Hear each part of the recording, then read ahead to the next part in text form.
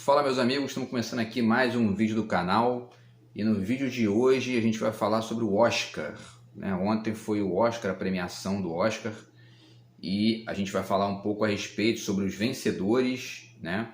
Um pouquinho sobre essa coisa da importância, né, desses filmes e umas outras curiosidades que eu trouxe para vocês aqui também, tá? Então, de saída, né, a gente já diz aqui que o grande vencedor da noite de ontem foi o filme Tudo em Todo Lugar ao Mesmo Tempo, né? Que é um filme dos diretores Daniel Kwan e Daniel Schnoiter, né? Daniel Scheuner, na verdade. E, então, quer dizer, e eles ganharam como diretores, né? Foi a melhor direção, foi para esse filme. E o filme ganhou praticamente todos os prêmios mais importantes, né? Melhor filme, melhor atriz, melhor ator coadjuvante, melhor atriz coadjuvante e melhor direção, né? Só não venceu o melhor ator, que quem ganhou foi o Brendan Fraser pelo filme A Baleia, que foi inclusive o último vídeo que a gente fez na sexta-feira, né? Eu assisti o filme na semana passada, o filme é excelente também, né? E o Brendan Fraser ganhou como ator, já estava esperado, né? Na verdade não houve nenhuma surpresa, né? E esse foi o resultado. Então, o Tudo em Todo Lugar ao Mesmo Tempo foi o grande vencedor da noite, ganhou 7 Oscars, né? Esses 5 que eu falei, quer dizer, melhor filme, direção, atriz, ator coadjuvante, atriz coadjuvante, e ganhou também edição, né? Um trabalho muito bacana de edição também, para poder fazer aquela coisa dos multiversos, né? Foi realmente um trabalho muito importante. E venceu também o roteiro original, tá? E a gente vai falar um pouquinho também hoje sobre essa questão de roteiro original, porque isso tem muito a ver com literatura, é a parte do cinema ali do Oscar que mais tem a ver com a literatura, é o roteiro original e o roteiro adaptado, né?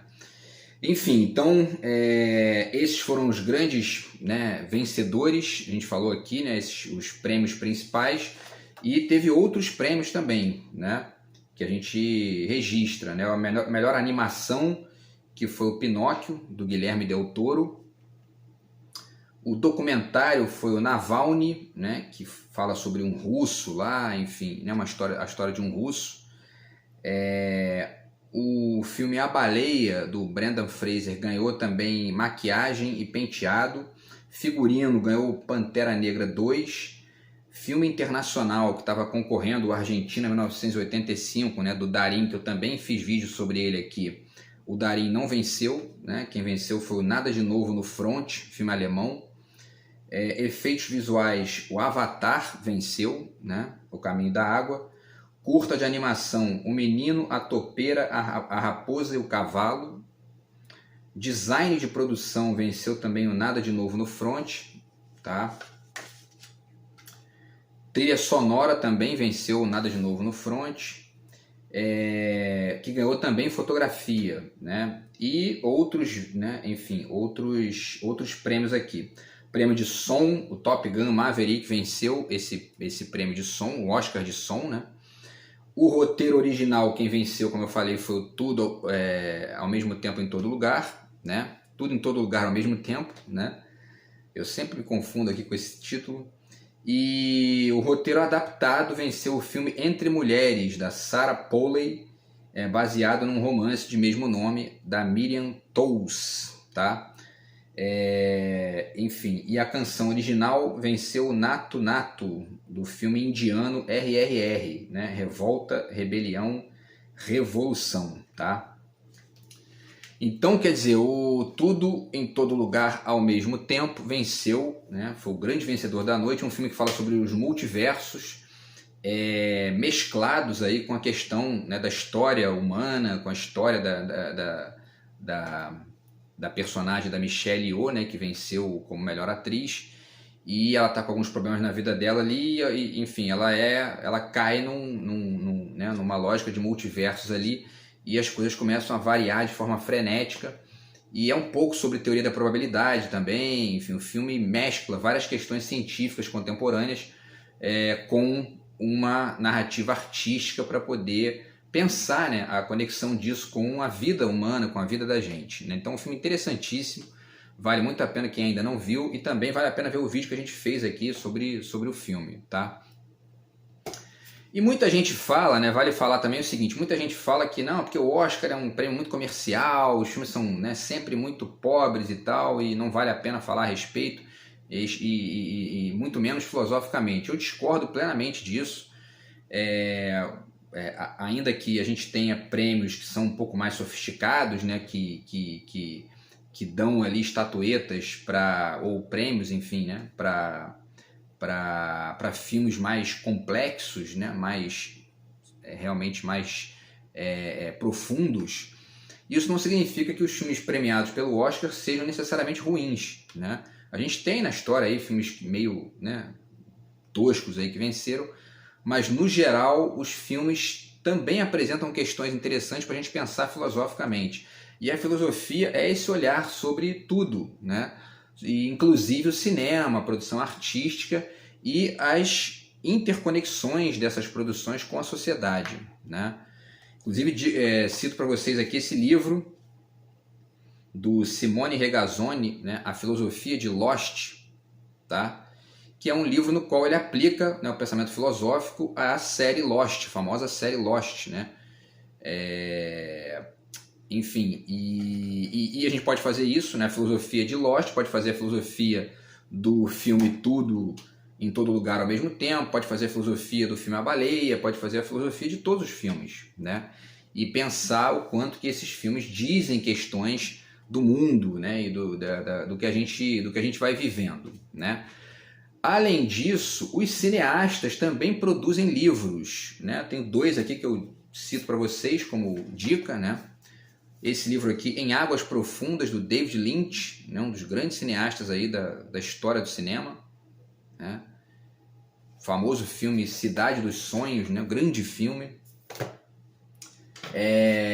E esse outro aqui, tá? Que é um livro do Woody Allen, tá certo? O Fora de Órbita, com os textos interessantes do Woody Allen aqui também, algumas reflexões bacanas dele, tá? Enfim, então tem... e também tem outros livros, né? Aqui várias dicas que eu trouxe para vocês, não sei se vai dar tempo de falar tudo, mas aqui, ó, né, o Cinema Brasileiro Moderno, do Ismael Xavier, né, um livro bem interessante também sobre cinema brasileiro, tá? E vou falando aos pouquinhos aqui o restante, tá? E vamos fazer então rapidamente aqui algumas... Vou trazer para vocês algumas curiosidades da história do Oscar, né? Que aconteceu ontem, tá? E que são bem legais aqui da gente falar. Os filmes que mais venceram Oscar, tá? Tem 3 filmes que ganharam 11 estatuetas. O Ben-Hur, de 1959, o Titanic, de 1997, que tem agora uma versão em 3D, né, no cinema. Eu quase fui ver, não consegui ver, mas, né, tá na lista aqui também. E O Senhor dos Anéis 3, de 2003. Esses 3 filmes ganharam 11 estatuetas, são os recordistas, né? Os maiores vencedores na categoria de ator e atriz, né? A recordista é a Katharine Hepburn, que ganhou 4 vezes o Oscar em 33, 67, 68 e 81, tá? E aí tem alguns aqui que venceram 3 vezes, né? O Daniel Day-Lewis, que ganhou 3 vezes o melhor ator. Jack Nicholson ganhou 2 vezes ator e 1 vez ator coadjuvante. O Walter Brennan venceu 3 vezes o ator coadjuvante, tá? E as mulheres, Frances McDormand venceu 3 vezes a melhor atriz. A Meryl Streep venceu 2 vezes a melhor atriz e 1 atriz coadjuvante. E a Ingrid Bergman venceu 2 vezes também a melhor atriz e 1 vez a coadjuvante, tá? No caso dos diretores, o diretor com mais indicações disparado é o William Wyler, com 12 indicações. Ele venceu 3 vezes e é o 3º colocado, né, em número de estatuetas. O Frank Capra venceu 3 também, mas em 6 tentativas, né, em 6 indicações. E o John Ford venceu 4 em 5, né, disputou 5 vezes e ganhou 4. Né, então é o recordista aí em direção, tá? O filme mais caro da história do cinema é o Piratas do Caribe, Navegando em Águas Misteriosas, tá? Que custou 376 milhões de dólares, né? A maior bilheteria é o do Avatar, filme de 2009, o primeiro Avatar, né? Que lucrou 2 bilhões e 900 milhões de dólares, quer dizer, uma fortuna, né? O filme mais longo da história do cinema é um filme sueco chamado Logistics, de 2012, um filme experimental do diretor Daniel Anderson. O filme tem, olha só, o filme tem 857 horas. Ele dura 35 dias e 17 horas. Olha que impressionante, né? É um filme experimental, evidentemente, mas é o recordista aí da história do cinema, né? E a gente tem também uma coisa interessante, que são os cineastas mais famosos, né, e mais, enfim, premiados em outras áreas e mais reconhecidos, na verdade, que nunca venceram o Oscar, né? E olha só, quem nunca venceu o Oscar, o Charlie Chaplin, né? Ele ganhou um Oscar honorário, mas os filmes dele nunca foram premiados. O Hitchcock nunca venceu o Oscar. O Stanley Kubrick, né, do 2001, Odisseia no Espaço e o Laranja Mecânica, nunca venceu também. O David Lynch, que eu acabei de citar aqui, né, do Cidade dos Sonhos, ele também não ganhou o Oscar. O Ridley Scott, do Alien, o Oitavo Passageiro, Blade Runner, né, também nunca venceu. O Wes Anderson, diretor, né, tá vivo, do Grande Hotel Budapeste, ótimo filme com William Dafoe, excelente filme. O Akira Kurosawa, dos Sete Samurais. O Christopher Nolan, né, que é um diretor também da nossa época agora. Filmes famosos, né, o Interestelar, A Origem, enfim, e nunca venceu também.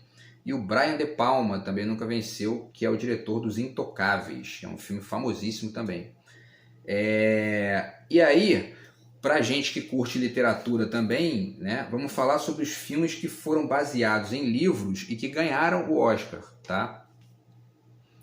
Então, o Poderoso, foram 29 filmes que venceram o Oscar e que foram adaptações de livros, tá? Dentre eles, não vamos falar todos, né, mas dentre eles, O Poderoso Chefão, tá? A Lista de Schindler, Onde os Fracos Não Têm Vez, o Hamlet, do Laurence Olivier, né? Filme de 1949, digo isso porque o Hamlet tem várias adaptações, né? O Paciente Inglês, né? Do Anthony Minghella, O Senhor dos Anéis, O Retorno do Rei, né? Um livro recente também, O Pianista, filme do Polanski, também foi baseado num livro, né? Num romance, e O Vento Levou, né? Filme famoso também do Victor Fleming, A Volta ao Mundo em 80 Dias, livro famosíssimo do Júlio Verne, né? Muito conhecido da gente que gosta de literatura, e o filme de 1956, tá?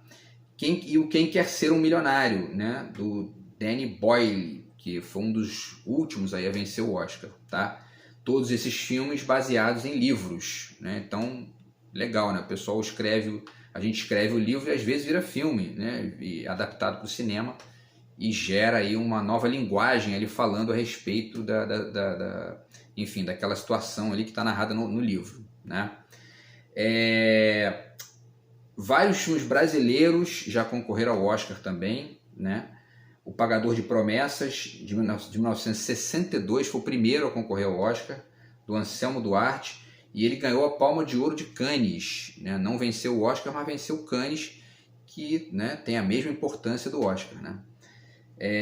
O Beijo da Mulher-Aranha foi o segundo, em 1985, do Hector Babenco. O Quatrilho, de 1996, do Fábio Barreto.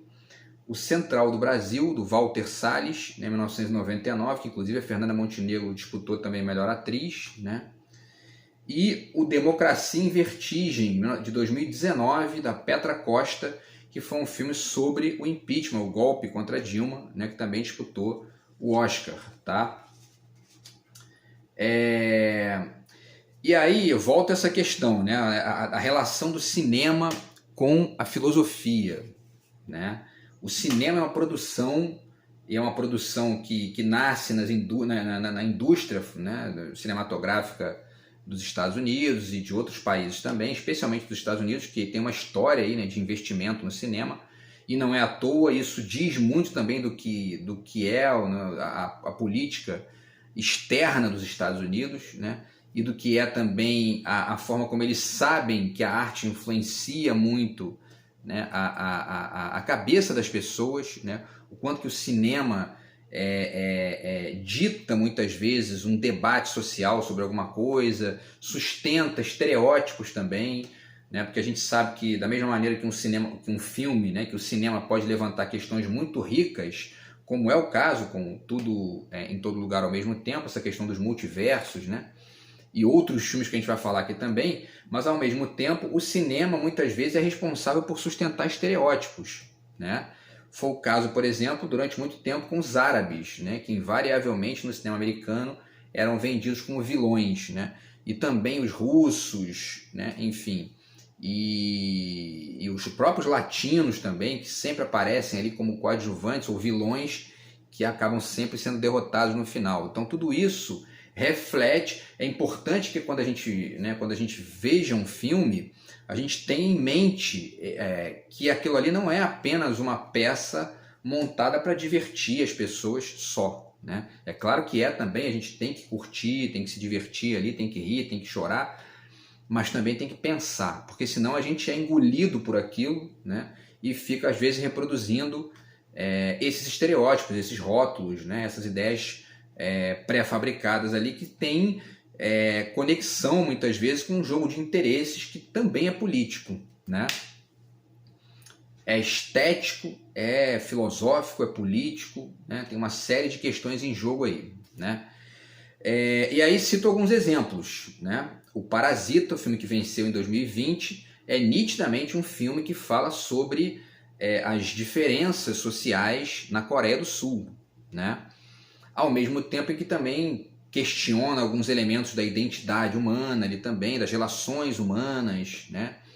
E, enfim, então tudo isso é material de reflexão, tanto para pessoas que têm a filosofia ali como um hábito cotidiano, quanto para o público em geral também, né? Porque esse mecanismo eu já fiz vídeo sobre isso aqui, né? Dizendo o que é a filosofia.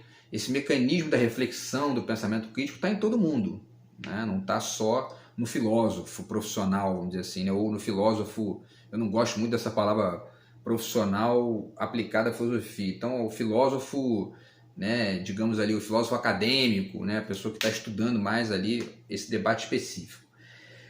Outro exemplo é o Spotlight, filme de 2016, né, que fala sobre os padres pedófilos lá, que foram, né, enfim, condenados, e também sobre o papel do jornalista, né, porque o filme é muito sobre isso, sobre a investigação jornalística e o quanto que isso contribuiu ali para descobrir aquelas pessoas e os crimes que estavam cometendo, né. Outro exemplo é o filme O Artista, de 2012. Então o filme levanta, porque essa questão da arte é também uma questão da filosofia. Cito aqui para vocês, né, deixo aqui para vocês como dica esse livro do Benedito Nunes, né, Introdução à Filosofia da Arte. Tá? A arte é um tema, né, da filosofia desde muito tempo já, né? Desde os gregos, né? O Platão já pensava lá a poesia, enfim, o Aristóteles também. E, enfim, então esse filme, O Artista, de 2012, ele pensa, dentre outras coisas, o que é ser um artista, né? E também ali um certo diálogo crítico entre linguagens, né? Porque é um filme mudo, numa época em que o filme já não é mais mudo, quer dizer, é interessante também pensar isso, né? Porque o cinema é muito imagem, né? Para além dos diálogos e, enfim, da música e tal, mas ele também ele é muito centrado na imagem. E o filme, o artista, discute muito isso também, né? E cito mais dois aqui, né? Onde os Fracos Não Têm Vez, de 2008, que parece ser um filme, lá, um faroeste meio bizarro, lá, meio doido, mas tem uma série de questões ali ligadas ao exercício do olhar, por exemplo. O jogo de câmeras do filme é muito interessante. Na época que eu vi, eu percebi isso, é uma coisa que me chamou a atenção. e enfim, e aponta para isso, né? Porque tem muitos filmes que trabalham com essa coisa, né? De que já que o cinema ele é um exercício de imagem, né? De olhar, então por que não discutir isso de maneira, né, metaficcional, ali, de maneira metanarrativa, e usar a câmera para poder, enfim, ponderar esteticamente aí todas essas questões, né? E o Onde os Fracos Não Têm Vez faz muito isso. E o último filme que eu cito nessa linha aqui também é o Lista de Schindler, de 1994. Né? Motivo óbvio, ele discute o nazismo, né? Discute a questão da empatia também e a participação de algumas empresas na guerra também, né? Que ajuda a desmistificar um pouquinho essa coisa do, né, da visão de que o capitalismo, né, é o, enfim, né, é o bem supremo da humanidade, né? Então, enfim, é isso, né? E aí o que mais? Escritores, né, que ganharam o Oscar, tá? Porque aí entra nessa discussão que eu falei, né, do roteiro, né? Vamos ver o tempo aqui. Existem 2 prêmios que são bem específicos para a escrita, né? Para os escritores, que é o roteiro original, que inclusive o Tudo em Todo Lugar ao Mesmo Tempo venceu, né? O roteiro original, que é um roteiro, que é uma história que não foi adaptada de lugar nenhum, ela foi criada ali, né, naquele momento, pelos seus autores, né? E você tem o roteiro adaptado, que é, né, alguma coisa que foi, alguma obra, né, alguma história que foi contada em outra linguagem, ou seja, né, na literatura, no teatro, enfim, ou mesmo no jornalismo e tal, e que você pega e adapta essa história para o roteiro, para a linguagem cinematográfica. Tá? Então esses 2 prêmios são específicos para escrita, né? E aí exemplos bacanas de roteiro original, olha só, os filmes que eu gostei muito de ver, né, e indico para vocês. O Gênio Indomável, filme de 1998, né, o roteiro original é do Matt Damon e do Ben Affleck, que fizeram o filme como atores também, e ganhou o Oscar de roteiro original. Todos esses filmes que eu vou falar aqui ganharam o Oscar de roteiro original, tá? O Meia-Noite em Paris, do Woody Allen, que é o meu filme preferido, né? Ganhou o prêmio em 2012 de roteiro original também, né? Um filmaço, um filme fantástico. O Hair, que traduzido para o português é Ela, né?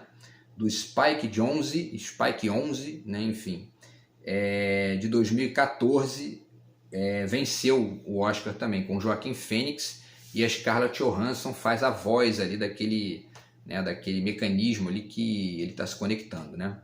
Então um filmaço também muito bacana, um filme também muito de imagem, de cor, de luz, e um filme de roteiro, né, original. O Spotlight, né, que ganhou em 2016, roteiro do Thomas McCarthy e do Josh Singer, tá? Também venceu. E exemplos de roteiro adaptado, né? Olha só que legal, tá? Esse ano, o Kazuo Ishiguro, né, escritor japonês-inglês, né, que ele é japonês, mas mora na Inglaterra, concorreu, né? Tá aqui, opa, caiu aqui, o livro do Kazuo Ishiguro, Um Artista do Mundo Flutuante, o livro que eu li, né, do Kazuo Ishiguro, tá? E ele concorreu ao Oscar esse ano com o filme inglês Living. O Kazuo Ishiguro ganhou o Nobel de Literatura em 2017, né? E ele concorreu com o filme inglês Living, tá? E olha só que legal, o roteiro é a adaptação de um outro filme japonês chamado Ikiru, né? De 52, do Akira Kurosawa, né? E esse filme do Akira Kurosawa já era uma adaptação do romance A Morte de Ivan Ilitch, do Leon Tolstói. Tá aqui, né? Então é muito interessante o quanto que as obras vão sendo, né, adaptadas, vão ganhando outras versões, né? Essa coisa da intertextualidade, né, das internarrativas ali, as narrativas que vão se, né, se deslocando para outras linguagens, ganhando ali, né, enfim, improvisos e acréscimos. Isso é muito interessante também na história da arte, na história da humanidade, né, de maneira geral. E o romance do Tolstói é de 1886, né? Outro roteiro adaptado também que venceu foi O Jogo da Imitação, né? Que foi uma adaptação que ganhou em 2015, que eu também assisti, excelente filme, do livro Alan Turing, O Enigma, de Andrew Rhodes, tá? Em 2008, Onde os Fracos Não Têm Vez, né? Que eu já falei dele aqui, foi uma adaptação do livro No Country for Old Men, do Cormac McCarthy, também ganhou, né? Então também foi uma adaptação de um romance, né?